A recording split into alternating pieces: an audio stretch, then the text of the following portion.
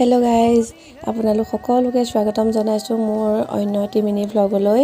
বহুত দিনতে ভাবি আছিলোঁ ভাদ মাহত আঠখেলীয়া নামঘৰত এবাৰ শৰাই আগবঢ়াম, কিন্তু সময়ৰ অভাৱৰ বাবে আহিব পৰা নাছিলোঁ। আজি ফাইনেলি আমাৰ দুইটাৰে সময় মিলিলে আৰু আমি আহিলোঁ আঠখেলীয়া নামঘৰ।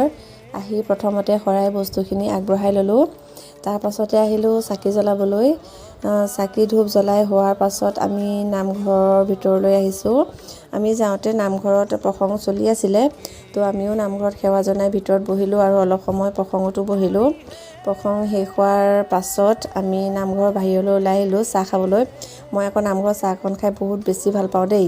এই যে মিঠৈ এটাৰ সৈতে দিয়ে চাহকণ, কিন্তু আজি ভাগ্য বেয়া আছিলে, মিঠৈটো নাপালোঁ, অকল খালী চাহ খাব লগা হ'ল। একো নাই বাৰু, তথাপিও ভাল লাগিলে খাই। চাহ তাহ খাই আহিলোঁ প্ৰসাদৰ বাবে। প্ৰসাদৰ বহুত দীঘলীয়া লাইন পাতি প্ৰসাদৰ টোপোলা এটা ল'লোঁ। অৱশ্যে মই দুটা টোপোলা ল'লোঁ, মানে দুবাৰ লাইন পাতিলোঁ। প্ৰসাদৰ টোপোলা লৈ ঘৰলৈ বুলি